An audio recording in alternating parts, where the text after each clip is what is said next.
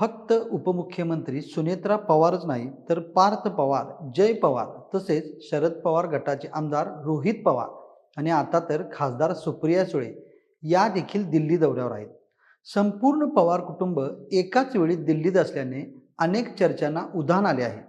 राज्याच्या उपमुख्यमंत्री सुनेत्रा पवार बुधवार दिनांक 11 रोजी दिल्लीत संसदीय कार्यालयात गेल्या आणि त्यांनी पंतप्रधान नरेंद्र मोदी तसेच केंद्रीय गृहमंत्री अमित शहा यांची भेट घेतली. पंतप्रधान नरेंद्र मोदी आणि सुनेत्रा पवार यांच्यात तब्बल 40 मिनिटे चर्चा झाल्याचे समजते. यावेळी पंतप्रधान नरेंद्र मोदी यांनी अजितदादा पवार यांच्या अपघाती निधनाबद्दल शोक देखील व्यक्त केला. तसेच NDA मधील घटक पक्ष म्हणून आम्ही राष्ट्रवादी सोबत असल्याची ग्वाही सुद्धा दिली.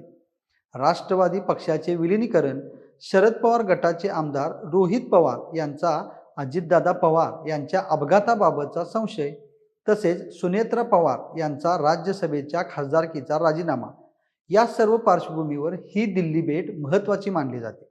उपमुख्यमंत्री सुनेत्रा पवार यांच्या दिल्ली दौऱ्याबाबत इतकी चर्चा का होत आहे हे जाणून घेऊया आजच्या व्हिडिओमधून. नमस्कार, मी अभिनंदन परोळेकर आणि कॅमेरावर आहेत जयेश पाटील. मंगळवारी उपमुख्यमंत्री पदाचा पदभार स्वीकारल्यानंतर सुनेत्रा पवार यांनी मंत्रिमंडळ बैठकीला हजेरी लावली व याच वेळी मुख्यमंत्री देवेंद्र फडणवीस यांची भेट देखील घेतली होती. नेमके याच वेळी शरद पवार गटाचे आमदार जयंत पाटील आपल्या व्यक्तिगत कामासाठी मुख्यमंत्र्यांच्या भेटीस आले होते. आता हा पण निव्वळ योगायोग म्हणावा अशी स्थिती सध्या तर नक्कीच नाही आहे. याचं कारण आहे राष्ट्रवादी काँग्रेसचं विलीनीकरण.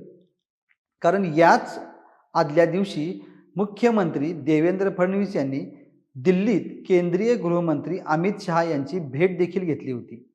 राष्ट्रवादीच्या विलीनीकरणाबाबत चाललेल्या घडामोडी तसेच अजितदादा पवार यांच्या जाण्याने निर्माण झालेली मोठी राजकीय पोकळी या पार्श्वभूमीवर मुख्यमंत्री देवेंद्र फडणवीस आणि गृहमंत्री अमित शहा यांची भेट खूप महत्त्वाची मानली जाते.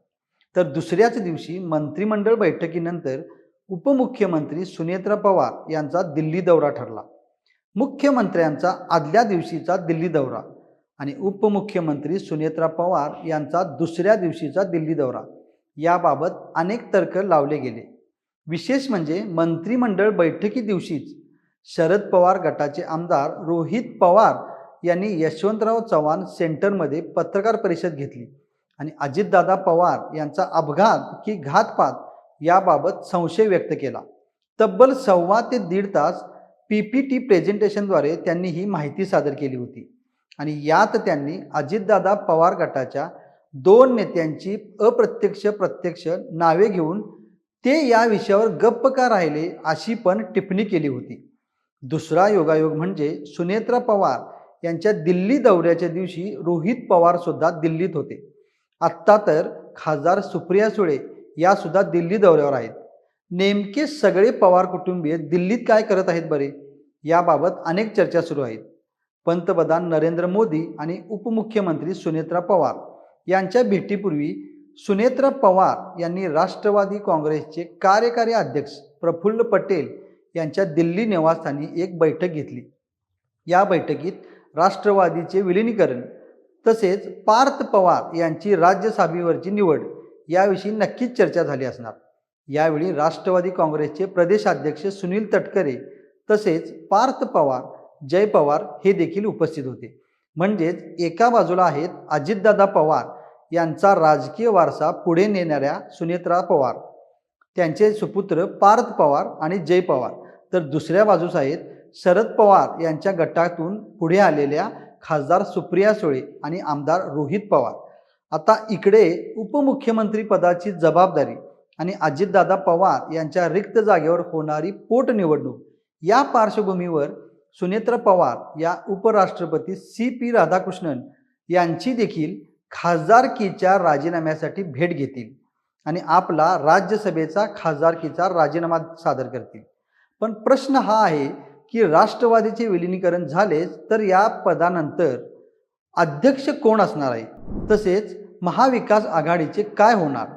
मुंबईत राष्ट्रवादी शरद पवार गटाने महायुतीला दिलेला पाठिंबा आणि आता पवार कुटुंबियातील राजकीयदृष्ट्या नवीन पिढीचा अचानक ठरलेला दिल्ली दौरा, याबाबत तुम्हाला काय वाटते ते कमेंट करून आम्हाला नक्की कळवा आणि महा MTVच्या यूट्यूब चॅनलला सबस्क्राईब करा. धन्यवाद.